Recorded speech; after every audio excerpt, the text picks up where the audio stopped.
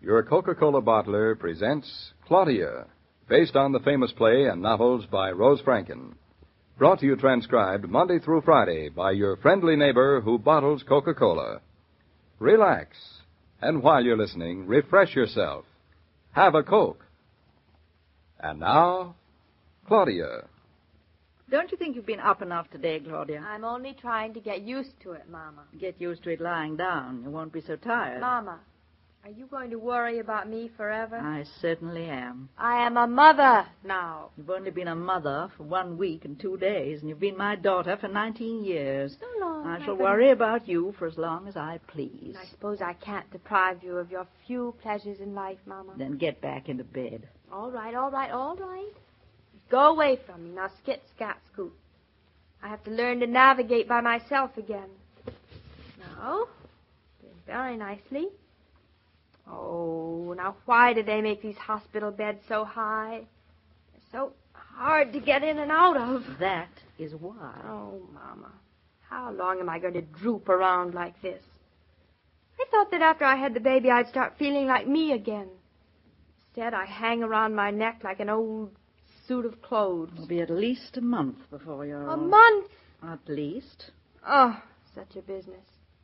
There ought to be a better method. The world has been waiting for you to discover it. David can't stand sissy women. Can't he? I think he can't stand women who overdo worse. Besides, no man I've ever met, not even David, has minded being let know he's the stronger. David knows.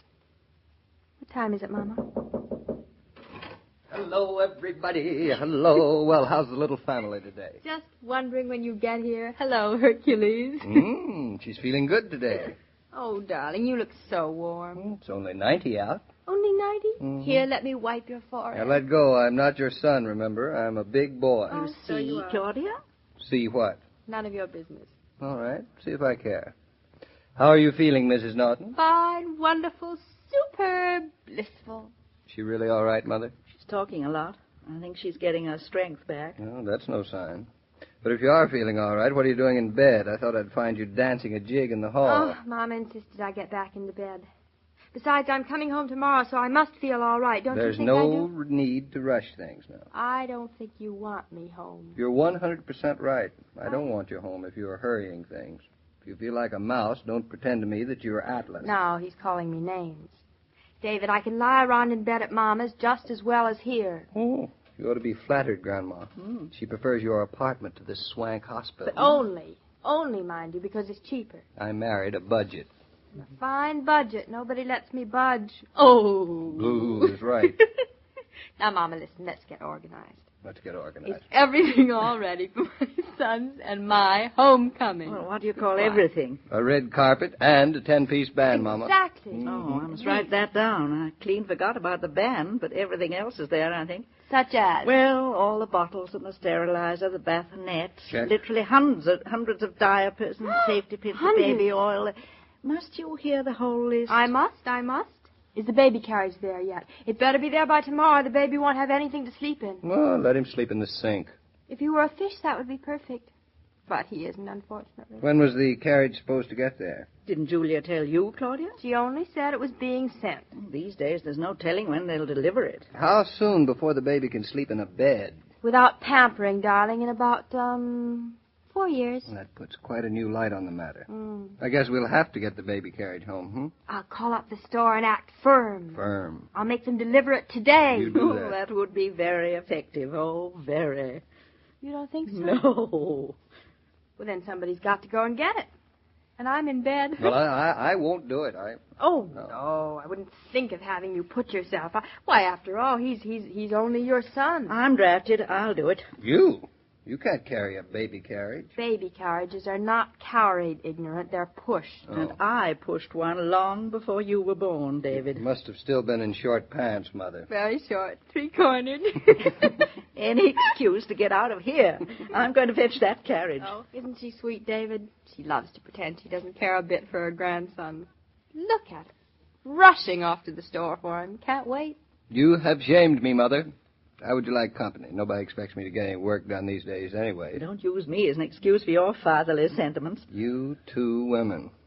Well, I'm certainly grateful we had a son. It'll be a pleasure not to be the only man in the family. If you turn that boy against me... I'm beginning my campaign now. Mama and I are going down to that department store, and we're going to pick up that perambulator, and we're going to take it home. And the first thing tomorrow, I'm going to tell my son he has his father to thank for the bed that he lies in. Well, Mother, I think you look very handsome in that gray hat, pushing this gray perambulator.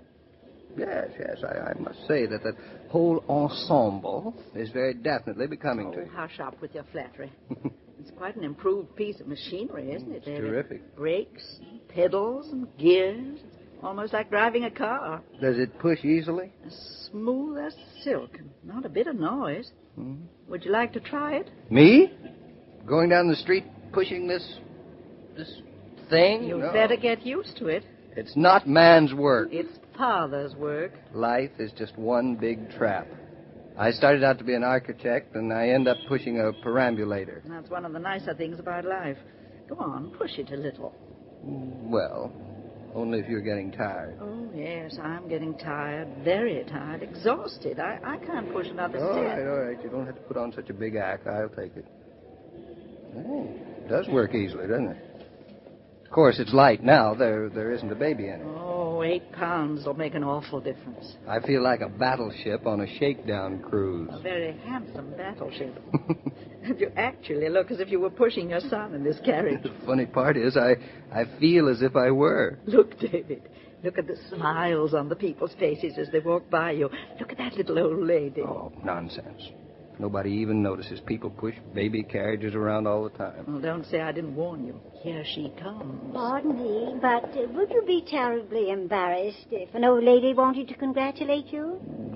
Well, no, not at all.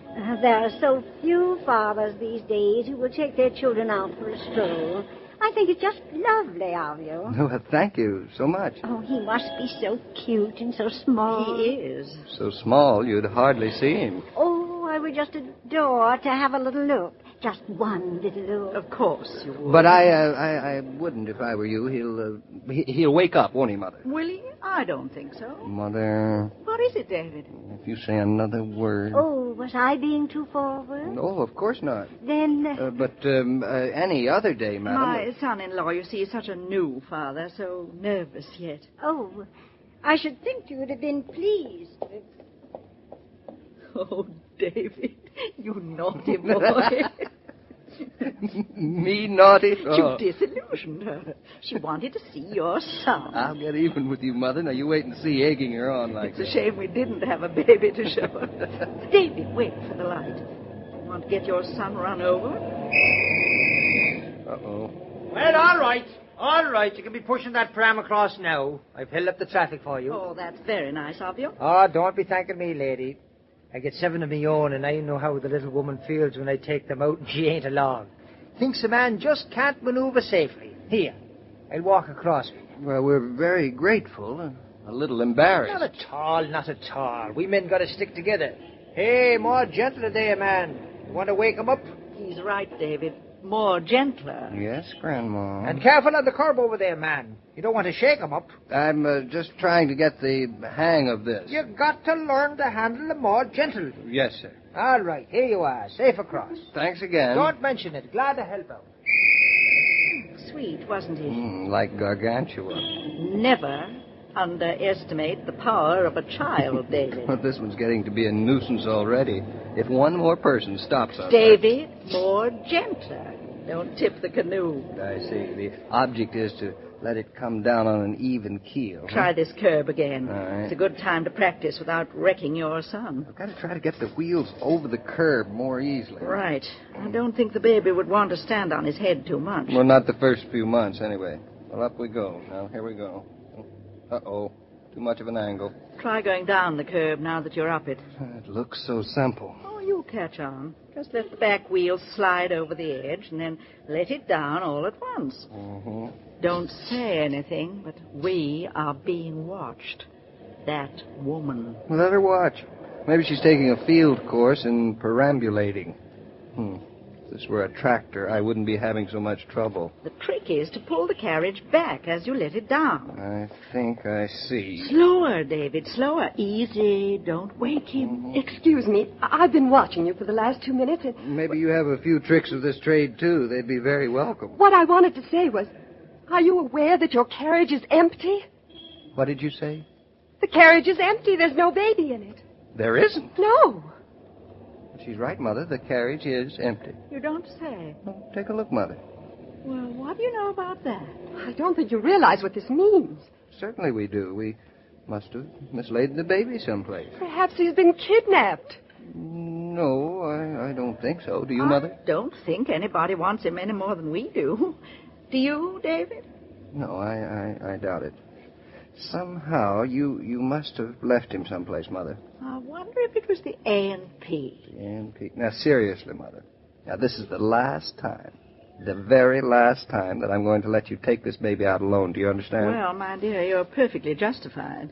Of course, I know we could get another, but it wouldn't be the same. Pardon me, but aren't you going to do anything? Certainly we are, but we're trying to think of where we left him. The shoemakers.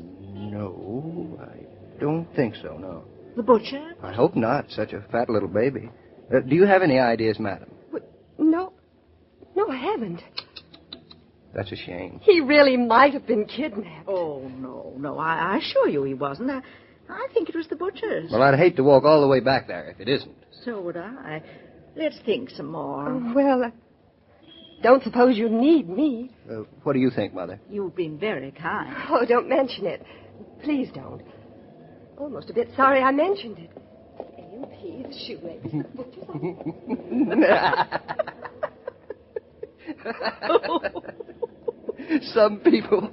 Some people, Grandma, is crazy. Them people, David, is us. Now, home, Jeeves, with the babyless carriage. The endless search for fabrics, linens, clothing, and food for the family makes shopping somewhat tiring at times. That's why I repeat a suggestion that many women find both sensible and pleasant. When you see the friendly sign that says, "Here's Coca-Cola," stop there and refresh yourself. You're apt to buy more wisely when you shop refreshed. Well, we finally arrived home, Mr. King, safe and sound. With or without baby, Mrs. Brown? Without, of course. You know he's still in the hospital. Yes, I know it. But the way you and David acted, the woman in the street would never know it. Perhaps we should have told her. Or maybe you'll run into her again. Maybe you'll meet her when you do have the baby in the carriage. I hope so. Poor woman. She must think we're mad. Perhaps we are in our gayer moments. Oh, Miss Brown, are Claudia and the baby really going home to you tomorrow? Indeed, yes. And anxious as I am to have them, I'm not looking forward to the process of the move. You mean packing Claudia's presents and so forth? Exactly. I'd better be getting my strings and wrapping paper right now while I think of it. See you tomorrow, Mr. King. All right. Goodbye, Mrs. Brown. Every day, Monday through Friday, Claudia comes to you transcribed with the best wishes of your friendly neighbor who bottles Coca-Cola. So listen again tomorrow at the same time. And now this is Joe King saying au revoir. And remember, whoever you are, whatever you do, wherever you may be, when you think of refreshment, think of Coca-Cola. For Coca-Cola makes any pause the pause that refreshes. And ice-cold Coca-Cola is everywhere. This broadcast of Claudia was supervised and directed by William Brown Meloney. And now, here's a word from your friendly neighbor who bottles Coca-Cola.